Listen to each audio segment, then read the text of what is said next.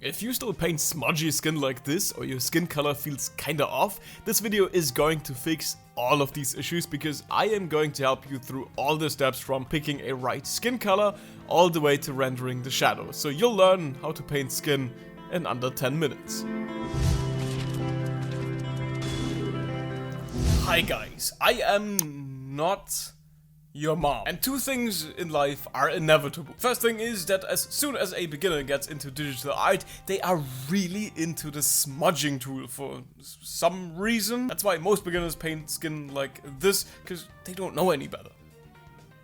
The second thing is people forgetting my name. So let's see how you can get from this to that. If you want to paint along in this video, you can just download the template that I have drawn. It's linked down in the info box. Download is completely free, just go and get it. But it would be nice if you left a like in exchange for the free download. Also, I know most of you guys are new to digital art, and it can be pretty hard to get a handle on a tablet first. At least I read that all the time in the comments. But I do have something that could help you out here, and that's today's sponsor, Paperlike.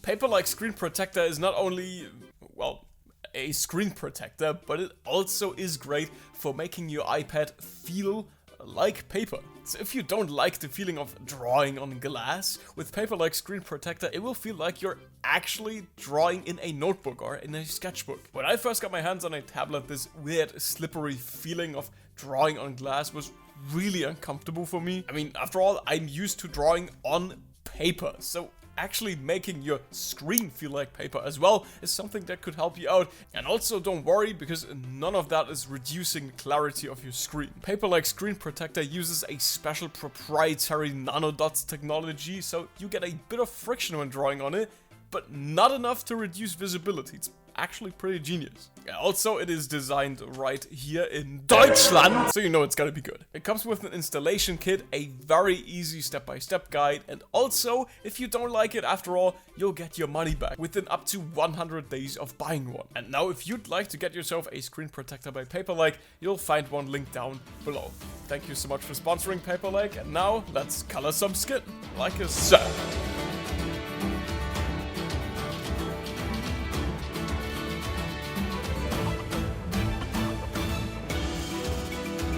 Okay, so which color do you pick for your skin? I know different ethnicities obviously exist, but what if I told you that they are all the same base color? Well, at least they are the same hue.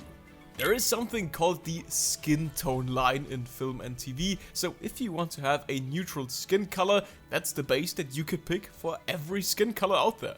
Now, the darkness and the saturation is obviously depending on who you paint, and if you guys enjoyed this video, I can make one for other ethnicities as well, but let's stick to the most boring skin color out there, white people. So let's pick our skin color. I already told you which hue we're going for, and that being said, I'll go with something very white and flat color my artwork that way first.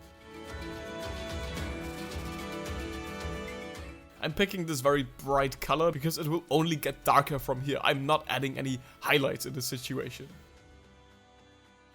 So the workflow will basically be just like I showed you in my video on painting portraits. Placing the colors roughly and then blending them. Okay then, and then just for shading, you'll take a skin color that's a bit dark. Stop that! That's another beginner mistake. You do not just darken your color and use that. And I'll show you why. Here's the finished artwork where I used different skin colors to shade, and here's the finished artwork with just darker and lighter versions of the same hue. The one with different colors actually looks like a healthy person that actually goes out into the sun, while the other skin color looks like me. So for picking a shadow color, instead of just going with a darker and darker orange, you would shift the hue a bit more towards red and then get a bit darker that way. The reason behind that is because of our skin being transparent and blood vessels and blah blah. So let's grab a reference for shading that you can always turn to if you don't know where to shade exactly. And in case you're looking for something incredibly muscular, I can always recommend statues of Greek gods. And then we are roughly placing shadows with our shadow color. This isn't gonna be finished or anything, it's just about roughly understanding where the shadowy areas are and placing our shadows.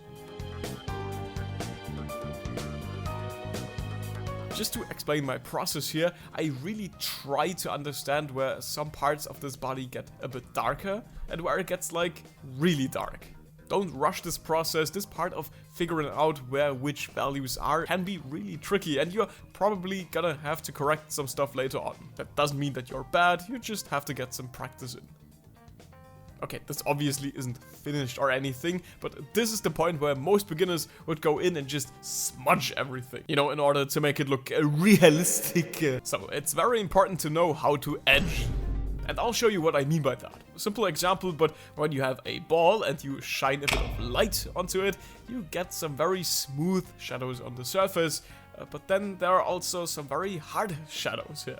This is what edge control is, understanding hard and soft shadows. That's also how it is in real life, depending on the strength, angle and distance of the light source, you get soft and hard shadows in different places. And keeping all of this in mind will help your art from not looking like it melted out in the sun. So basically we're now trying to figure out which of our shadows we need to get soft. Let's take this arm for example. It does have very soft shadows in the reference that I picked, and you could totally smudge it in order to get this kind of effect, but I'm really not a fan of that.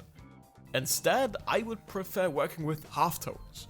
It doesn't matter which app you have or which specific brush you use, the only important part is that you have a brush that's a bit transparent and not completely soft. Doesn't matter the texture, doesn't matter the form, that's the only thing that matters. If you take something that's completely soft, you will end up with smudgy looking skin.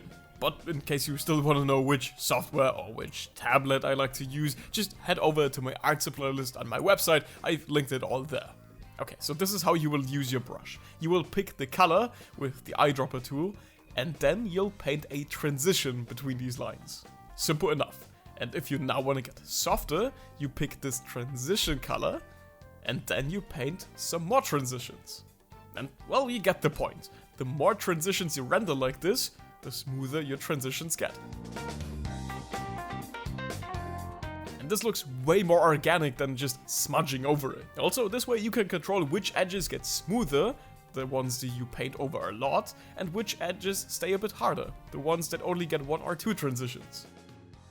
The most important takeaway here is to always work with references, obviously. That's what I did as well. You always have to be on the lookout as to which shadows need to have softer edges and which one need harder edges. Like I said before, just Google some Greek statues and you'll have more anatomy references than you'll ever need in your entire lifetime. Also, most of this isn't gonna work on the first try, but at least understanding how all of this works is going to help you a whole lot for starters. Other than that, maybe check out my other videos. I've made some really interesting tutorials on color, but also on shading and on hands and anatomy and basically everything you can think of. My name has been Marcel, again, and I'll see you guys next time. Goodbye.